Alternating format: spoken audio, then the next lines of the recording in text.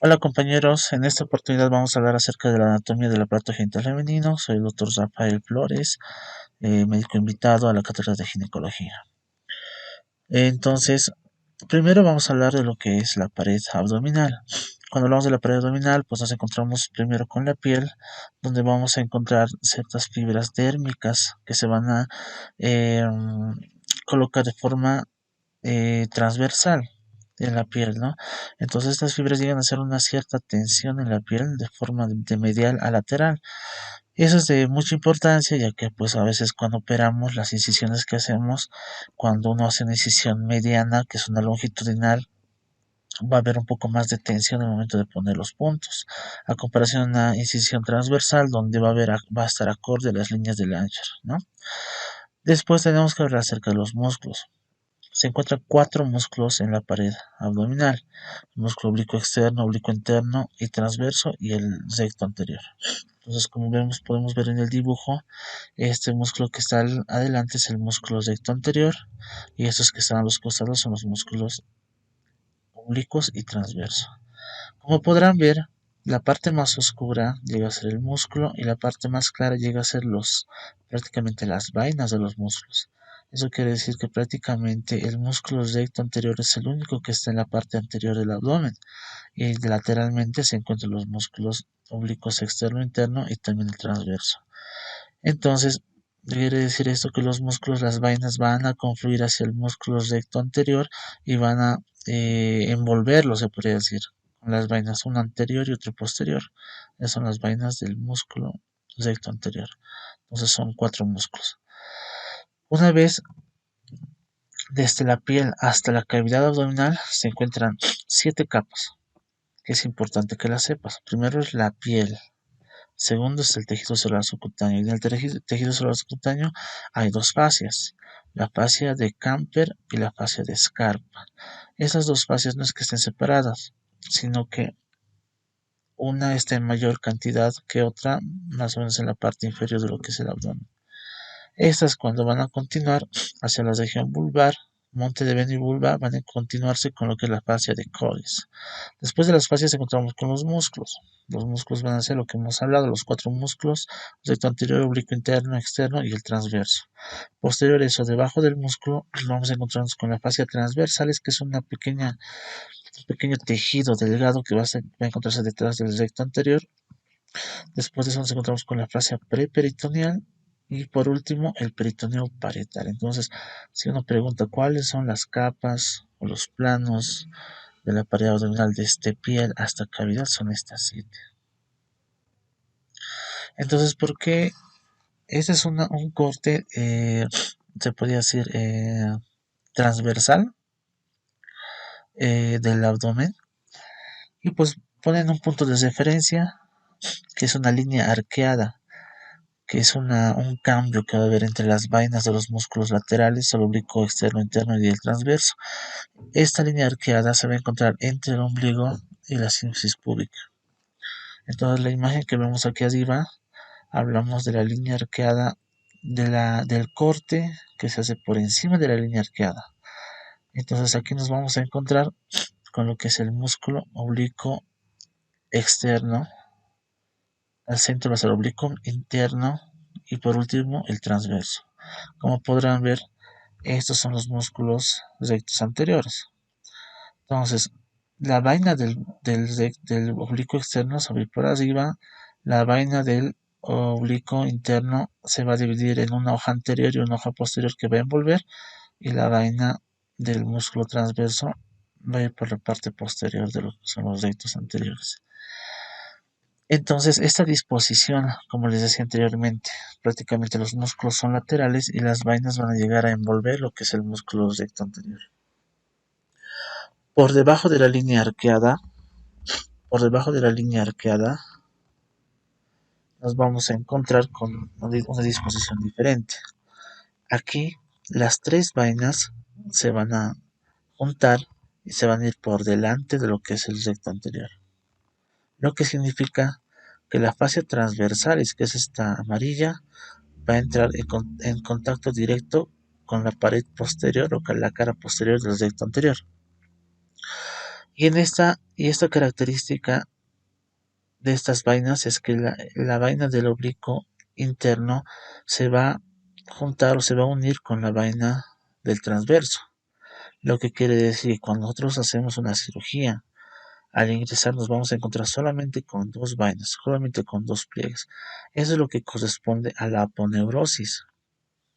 Cuando ingresamos piel, nos encontramos con la fascia o tejido subcutáneo y después nos encontramos con la aponeurosis. Y esto corresponde a la aponeurosis. Entonces solamente vamos a encontrar dos vainas, porque se han fusionado la vaina del oblicuo interno con la del transverso. O sea, la pregunta puede decir qué músculos o qué vainas de qué músculos se fusionan por debajo de la línea arqueada, pues el músculo transverso y el oblicuo interno. ¿Okay? Acerca de la ligación de la pared, pues vamos a encontrarnos con ramas femorales de la ilíaca externa y las ramas femorales, aquí podemos ver la rama femoral, que pues vamos a hablar que es femoral, aquí, perdón, desde que pasa el anillo inguinal. Cuando pasa el anillo inguinal ya hablamos de una arteria femoral. Y esta vamos a tener tres ramas. La primera que es la arteria epigástrica superficial, la arteria circunfleja superficial y por último la pudenda externa. Estas son importantes en el momento sobre todo que valoramos el tejido celular subcutáneo en la fascia de Camper y Scarpa. Entonces vamos a encontrarnos con este vaso en el momento que queramos hacerlo tal vez una incisión o queramos explorar. Esa es muy importante. Tenemos las ramas que es de la ilíaca externa, que es la epigástrica inferior y la circunfleja profunda. La epigástrica inferior llega a ser una rama importante, ya que esta se va a localizar de forma primero lateral al recto anterior y después se va a volver posterior al recto anterior. Y esta se va a funcionar, o sea, se va a juntar junto con la arteria epigástrica superior, que va a ser rama de la arteria torácica interna o mamaria interna. Después tenemos la arteria circunfleja profunda, que va a ir por la parte lateral, por los músculos oblicuo externo y oblicuo interno. La inervación de la pared abdominal va a estar dada por los nervios intercostales del 7 al 11, nervio subcostal 12, nervios iliohipogástrico y nervio inguinal. Entonces una pregunta puede decir, ¿cuál de las siguientes opciones no corresponde a la inervación de la pared abdominal? Entonces vamos a encontrar con una de estas que no, una opción que no corresponde a estas, ¿verdad? Cuando hablamos de la anatomía de la pelvis ósea, nos encontramos con prácticamente tres huesos. El primero va a ser lo que es el sacro, después va a continuar con lo que es el coxis, después con el ilíaco, ¿no? Y el ilíaco a su vez se va a dividir en tres segmentos, el ilion, el pubis y el isquio. Esta, esta parte es importante porque va a haber aperturas que nos van a servir bastante. Aquí una de las importantes es la apertura del obturador, que va a estar cubierta por la membrana obturatriz, que va a presentar un orificio o conducto obturador, que es muy importante para los vasos obturadores o el paquete vasculo nervioso obturador. En la parte posterior, posterior lateral, no es que no va a tener músculo, sino va a estar por dos ligamentos importantes. El ligamento sacroespinoso, que viene del sacro hasta la espina isquiática, y el ligamento sacrotuberoso, que va a ir desde el sacro hasta la protuberancia. Entonces, estos dos ligamentos van a formar dos forámenes o dos agujeros, se puede decir. El agujero ciático mayor al agujero ciático menor. Esta es la espina ciática. ¿Ya? Pues yo les estoy explicando lo más importante, ¿no? Entonces, por el agujero ciático mayor van a pasar estructuras importantes como el músculo piriforme, los vasos pudendos internos y los glúteos inferiores, el nervio ciático y ramas del plexo nervioso sacro. Por el agujero ciático menor van a pasar estructuras como los vasos pudendos internos, el nervio pudendo y el tendón interno del músculo obturador. Entonces, es de relevante importancia, sobre todo el ligamento sacroespinoso, en pacientes que tienen descenso o prolapsos uterinos cuando uno quiere hacer una histeropexia, que es la suspensión del cuello del útero, o sea, del útero, o una colpopexia, que es la suspensión de la cúpula posterior a una histerectomía. Entonces, fijamos a nivel del ligamento sacroespinoso. ¿Cuántos ligamentos tiene la pelvis? Incluido en las estructuras, en las vísceras y demás. Nos encontramos primero con los primeros ligamentos, que son el ligamento sacroespinoso que hemos hablado, que vendría a ser este de aquí. El ligamento sacrotuberoso, que viene a ser del sacro al tubérculo, a la protuberancia. El ligamento longitudinal del sacro, que va a ser este ligamento. Pacientes que tienen algún antecedente de prolapso, entonces nos va a facilitar bastante poder anclar, poder poner aquí punto del ligamento longitudinal del sacro y poder darle el punto aquí a lo que es la cúpula o el útero, ¿no? Entonces va a haber una suspensión a este ligamento. Y como habíamos hablado anteriormente, también encontramos el ligamento sacroespinoso, que viene a ser el más importante en caso de que queramos suspender un prolapso de cúpula. Después nos encontramos con ligamentos ya de vísceras. El ligamento suspensorio del ovario, que va a ser prácticamente, aquí tenemos el ovario, y este va a ser un ligamento que va a ir a la pared pélvica. Este va a ser el ligamento suspensorio del ovario. Después encontramos con el ligamento uterovárico. El uterovárico, como su nombre lo dice, va del útero al ovario. Este ligamento uterovárico. Nos encontramos con el ligamento redondo. El ligamento redondo es este que vemos aquí, pero aquí se ve mejor. Nuevamente, ¿no? Esta es la trompa, este es el ovario, esta es una cara posterior del útero por si acaso. Aquí está la vejiga, aquí está el útero, este es el ovario, esta es la trompa, aquí está el ligamento redondo, ¿no? Este ligamento redondo va a tener origen de la parte superior y lateral del útero, se va a dirigir a la línea inguinal, va a pasar el conducto inguinal y va a llegar hasta los labios mayores. Después tenemos el ligamento redondo, ya hemos hablado de ese, el ligamento ancho. El ligamento ancho es este. El ligamento ancho es prácticamente esta estructura que va lateral al útero y pues continúa con lo que es el ligamento uterovárico y continúa hasta con lo que es la trompa. Entonces ese es como un abanico y lo que se llama aquí ligamento ancho. Aquí le llamamos mesosalpinx. Cuando está próximo al ovario, mesovario. Mesovario, mesosalpinx y ligamento ancho. Ligamento ancho. El ligamento cardinal va a ser un ligamento que va a estar lateral a lo que es el istmo del útero.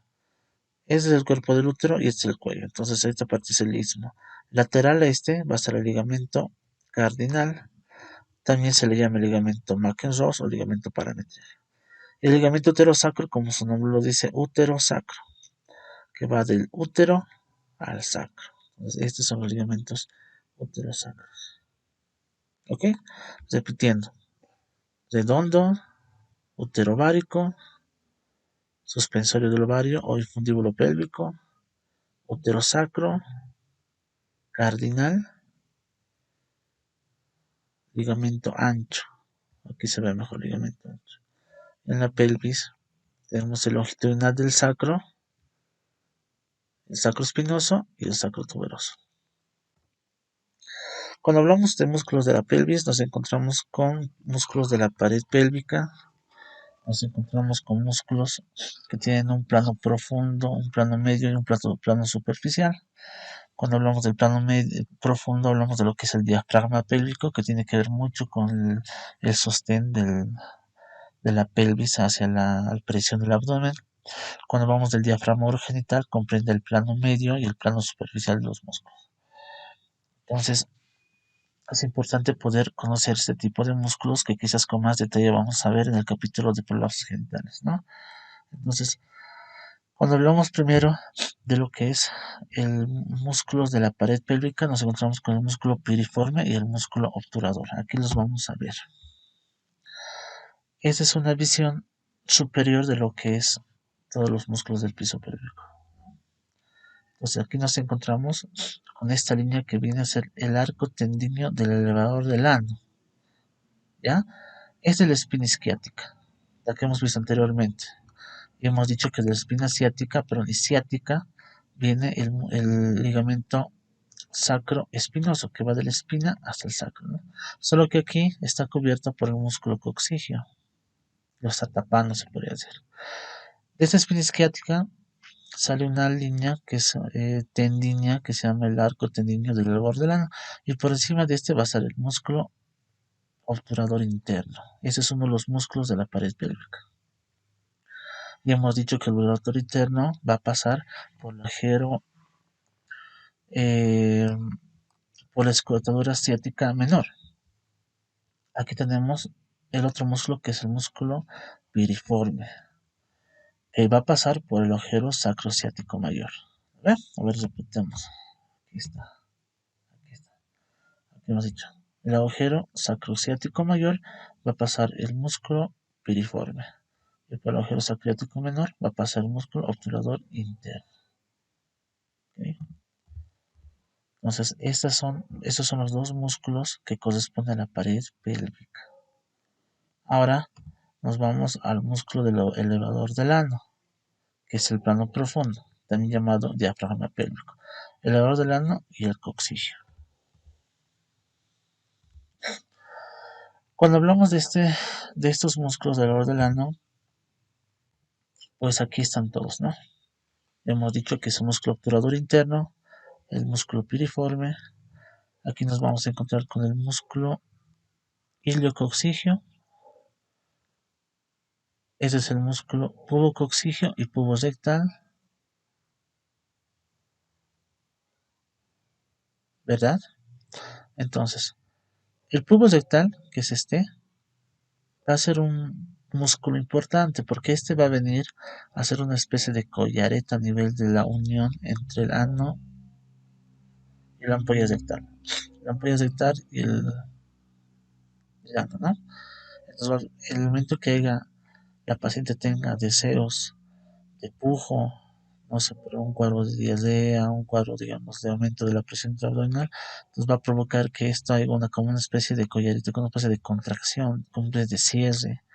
Entonces, este músculo es el músculo pubosrectal, que va del pubis al recto, como su nombre dice. El otro músculo es el músculo pubocoxígeo, que va del pubis hasta el coxis, que es aquí. Entonces y este a su vez se divide en tres fascículos, un fascículo pubovaginal, puboperineal y puboanal. Puboanal, puboperineal y pubovaginal. Entonces, el músculo pubocoxígeo tiene tres fascículos, pubovaginal, puboperineal y puboanal. Rectal y el pubocoxígeo. Y el tercer músculo es el músculo más grande, plano y más delgado, que es el músculo iliocoxígeo, que va a ser este. Entonces, estamos cumpliendo con la tabla. El elevador de ano va a tener tres músculos, el músculo puborectal, pubocoxígeo y el iliocoxígeo. Y además se encuentra el músculo coxígeo, que va a ser este, ¿no? Entonces, estos tres músculos van a conformar el músculo elevador del ano. Y junto con el músculo coxígeo más van a conformar lo que es el diafragma pélvico. Entonces hemos hablado de todos los músculos. Obturador interno, piriforme, coxígeo, elevador del ano. Entonces, ya hemos hablado de los músculos, nos vamos a hablar ahora, vamos a pasarnos al plano superficial. Y el diafragma urogenital, vamos a hablar de los músculos que encuentran en el diafragma urogenital, o sea, que se encuentran hacia el periné. Entonces, el plano superficial lo va a componer cuatro músculos. El primer músculo es el transverso superficial, que es este que estamos viendo aquí. El otro músculo es el músculo bulbocavernoso. El otro músculo es el isquio cavernoso y el cuarto músculo es el esfínter anal externo. En el plano medio nos vamos a encontrar con otros cuatro músculos, que es el músculo transverso profundo, que va a ser su homónimo del transverso superficial, solo que va a ser más profundo. El uretro vaginal, que es este de aquí, uretro vaginal, uretra, vagina, uretro vaginal. Después con el constrictor de la uretra, que va a ser este de aquí, y el músculo uretral externa. Entonces, esos son los músculos que nos van a colaborar en la incontinencia urinaria también, porque van a estar envolviendo y van a formar parte del esfínter uretral externo, que en su mayoría es más muscular. Ya, estamos con lo mismo. Acerca de la irrigación de la pelvis, pues nos encontramos con que la mayoría de las estructuras van a estar inervadas por colaterales de la ilíaca interna. Entonces, usted sabe muy bien que a nivel del promontorio, pues vamos a encontrarnos con la ilíaca, va a haber una división entre una ilíaca primitiva derecha e izquierda, y esta a su vez a la unión, a nivel de la unión sacroiliaca va a haber una división que va a ser una ilíaca externa, una arteria externa, que va irrigar lo que es todo lo que es el miembro inferior y la ilíaca interna o hipogástrica. Y esta a su vez va a dar ramos como la ilio lumbar, la sacra lateral, la arteria glútea superior, el músculo perdón, de la arteria glútea inferior, las arterias pudendas internas. Entonces vamos a estar la arteria obturatriz, la arteria umbilical, la vesical superior. Más abajo nos vamos a encontrar con la arteria uterina, arteria rectal media, y pues esta es la más importante, ¿no? La arteria uterina, que es lo que va a llegar al útero. Cuando hablamos de estructuras, actualmente ya hablamos de las fascias. Son, las fascias es como un tejido eh, conectivo que va a ser como un ancla, o va a ser como el tejido que junto con el músculo van a soportar lo que es la presión intraabdominal, o sea, van a hacer la fuerza, van a hacer lo que es el piso pélvico. Y a esto, pues estas fascias se van a encontrar en la pelvis a los lados, haciendo lo que es los arcos tendíneos. Recuerdan que en esta otra imagen aquí hemos hablado que hay el arco tendíneo del ordelano, que es esto, ¿no? Entonces esta es una fascia endopélvica, y esta es la fascia, el arco tendíneo del ordelano. Entonces, cuando hablamos de arcos tendíneos, para ir más directamente, nos vamos a encontrar con tres. El primero es el arco tendíneo del ordelano, que hemos hablado ahorita, el arco tendíneo de la fascia de la pelvis y el arco tendíneo recto vaginal. En esta imagen es un corte longitudinal donde vamos a ver la parte lateral de la pelvis. Aquí se logran ver es la vagina, este es el recto, esta es la vagina, aquí está la uretra. Entonces, esta es la espina ciática. De la espina ciática van a ser un arco tendíneo solo. Y de aquí se van a desprender lo que es el arco tendíneo del elevador del ano, que va a ir hacia arriba, que va a estar sobre el músculo obturador interno. Después tenemos el arco tendíneo el arco tendíneo de la fase de la pelvis, que va a ser otra continuación. Y el otro es el arco tendíneo recto vaginal, que va a ir hacia abajo. Si ustedes pueden ver, estos arcos son tres: el elevador del ano, de la fase de la pelvis y el recto vaginal. Entonces, estos dos arcos van a estar lateral, lo que es la vagina. Gracias a esta fase endopélvica se ha podido ver que las estructuras se pueden catalogar en niveles. Esos son los niveles de Lance, que en 1990 90-96 ya se ha hablado de estos niveles, que prácticamente toda la bibliografía de lo que es la funcionalidad del piso pélvico se basa a nivel de estos niveles. El primer nivel es el 1, que corresponde al anillo pericervical. Eso quiere decir que es un anillo alrededor del cuello del útero, ¿no? Entonces aquí vamos a encontrarnos con los ligamentos uterosacro y cardinal. El segundo nivel van a corresponder a los arcos tendíneos que hemos hablado, al arco tendíneo de la fascia de la pelvis y al arco tendíneo recto vaginal. O sea, estos arcos tendíneos, sobre todo, arco tendíneo de la fascia de la pelvis y arco tendíneo recto vaginal, van a ser el segundo nivel de lance. El primer nivel de lance, uterosacro cardinal; segundo nivel de lance, arco tendíneo de la fascia de la pelvis y recto vaginal; y el tercer nivel va a estar compuesto por el perineo y los músculos que comprenden al plano superficial y medio, que hemos hablado anteriormente. La inervación pues va a estar dado por ramas somáticas directas del segundo a quinto nervios radiculares sacros, del C2 al 5. La parte superior de los músculos va a estar inervada por ramas directas del S2 y del S5 y la superficie perineal o inferior está inervada por ramas del nervio pudendo. Ahora, cuando hablamos de genitales internos, hablamos del útero, ¿no? Que son entramos a las vísceras. El útero va a ser una estructura en forma de pera, se podría decir, que una paciente en edad reproductiva va a medir aproximadamente 7 hasta 8 centímetros.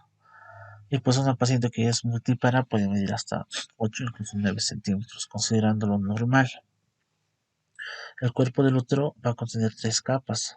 Una capa que va a ser el miometrio, que va a ser el músculo, una capa que va a ser el endometrio, y esta a su vez se va a dividir una capa funcional y una capa basal. La funcional es la que cada mes en el ciclo menstrual va a producir el sangrado o la menstruación, y la capa basal va a ser la que va a regenerarse en cada ciclo menstrual de 28 días.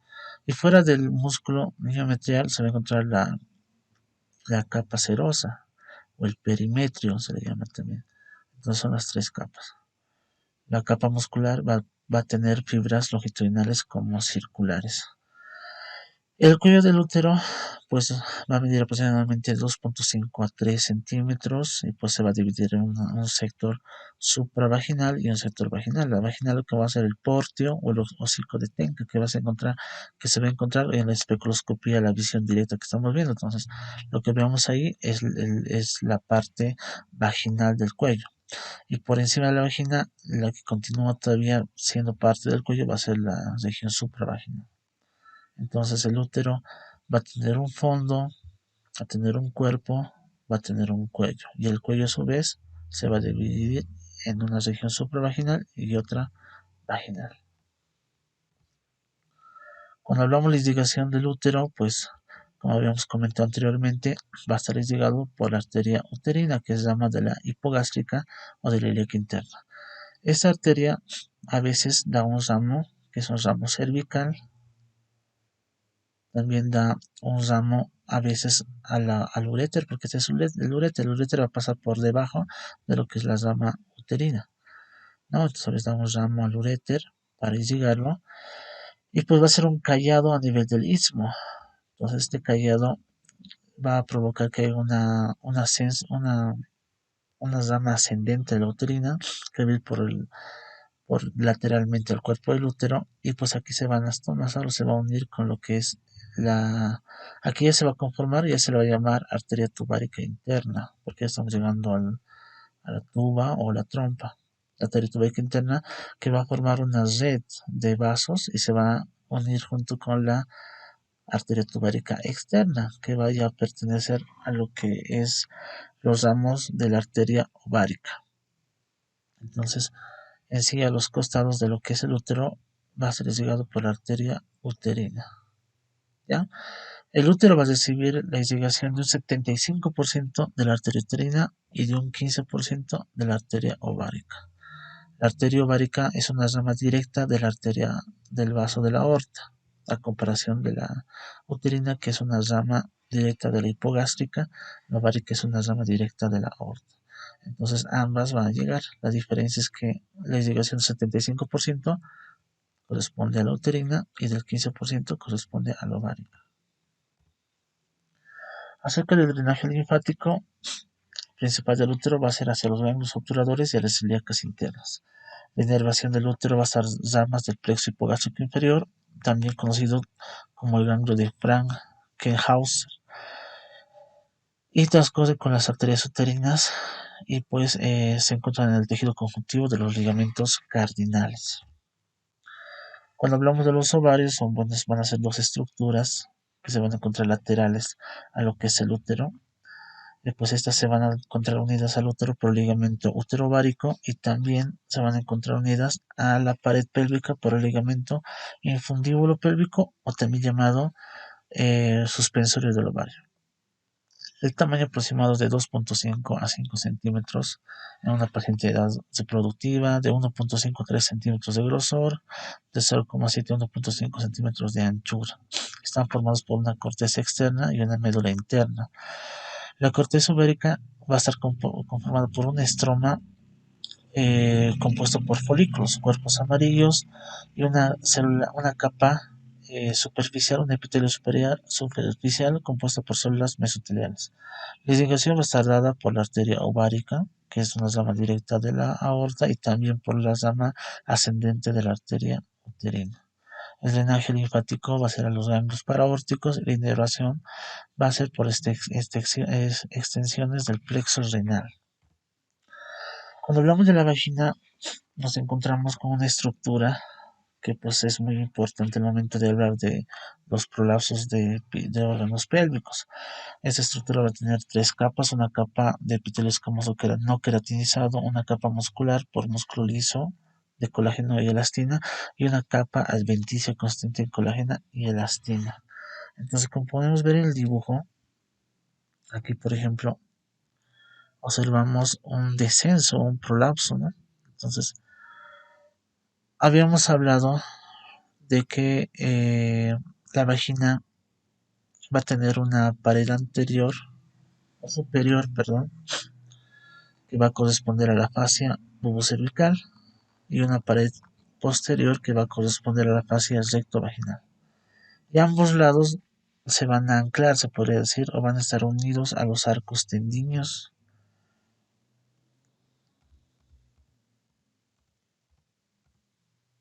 Aquí, aquí podemos ver la vagina, ¿no? Aquí está. Entonces, la parte superior de la vagina va a estar compuesta por la fascia pubocervical y la inferior va a estar compuesta por la fascia recto-vaginal. Y a los cuatro extremos de la vagina va a unirse al arco tendíneo de la fascia de la pelvis, igual que aquí, izquierdo y derecho, y hacia abajo al arco tendíneo recto vaginal, derecho como izquierdo. Entonces va a estar, se podría decir, tomado o anclado a esos lugares, ¿no?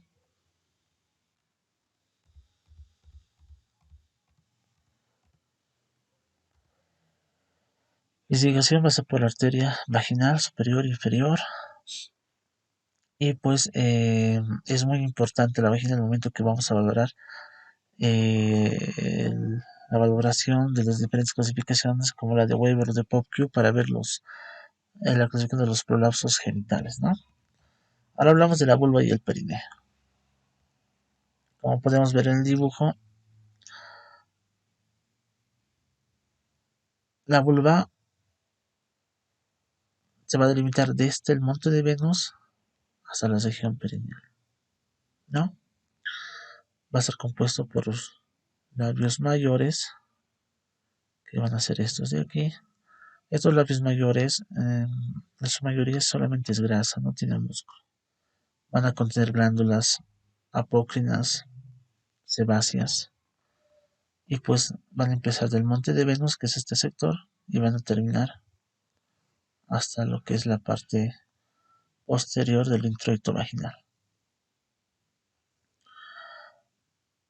Lo que hablamos de la fascia de Colles es esta parte, la fascia, ¿no? La que continúa la de Camper y Scarpa. Después de los labios mayores nos encontramos con los labios menores. Los labios menores sí van a tener un músculo liso, va a estar inervado, muy inervado. Esta sí va a tener glándulas eh, sebáceas, pero no apócrinas. Los labios menores van a ser como una especie de láminas que se van a, aquí se ve mejor, láminas que se van a dividir en la parte superior, formando lo que es por encima del glande el capuchón o el prepucio del clítoris.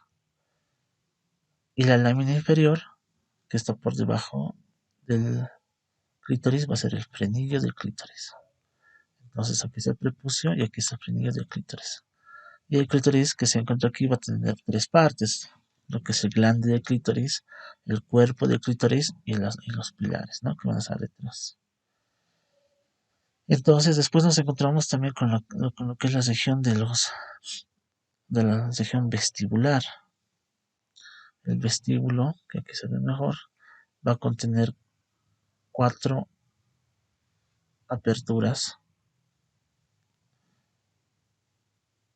6 aperturas. Uno que es la apertura de la vagina, de la uretra, de las glándulas de Snake y de las glándulas de Bartholin. Entonces son 6. ¿Ya? ¿Y qué lo va a conformar? Por la parte interna de lo que es el labio menor y por el borde de lo que es el himen. ¿Ok? Entonces en este sector también nos vamos a encontrar con lo que es las glándulas de Bartolino, que se van a encontrar en el tercio inferior del labio menor, en su cara interna, y también las glándulas de Snake, que va a ser la región paruretral de la uretra.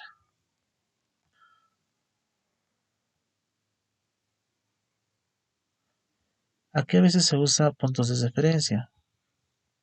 Aquí nos encontramos con la protuberancia isquiática y se traza una línea imaginaria. Y esta línea imaginaria va a dividir dos triángulos, un triángulo anterior, que va a ser el urogenital, y un triángulo posterior, que va a ser el anal.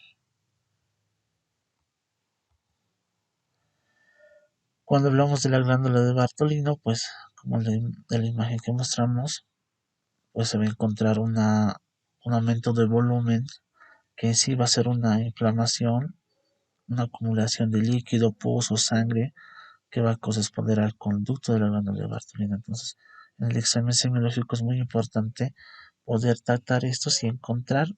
Algunas veces bueno, la mayoría de veces es muy doloroso, o a veces es también asintomático cuando simplemente se percibe una masa que quizás solamente sea un quiste que no se ha infectado, ¿no? La irrigación de la vulva va a estar dada por el bulbo perineal, va a estar dada por la arteria pudenda externa, que es una rama de la femoral, como ya hemos hablado. Va a irrigar la piel y el tejido subcutáneo del monte de Venus. La arteria pudenda interna es una rama terminal de la arteria ilíaca interna, que va a pasar por el agujero ciático mayor, pasa por detrás de las espinas isquiáticas y regresa al perineo a través del agujero ciático menor. Y estas, por el conducto de Alcock, va a dar sus ramas terminales, que va a ser la rectal inferior, la perineal y la clitoridia.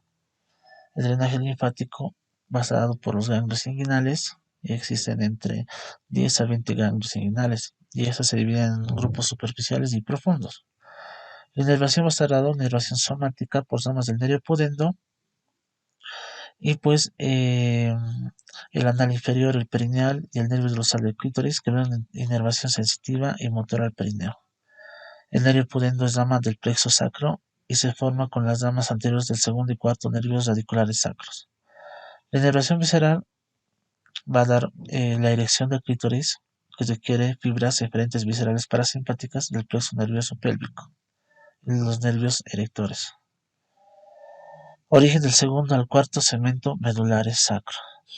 Entonces, como podrán ver, el tema es un poco extenso, pero se tiene que tomar los puntos más importantes cuando hablamos de la anatomía, ¿no? Muchas gracias por su atención.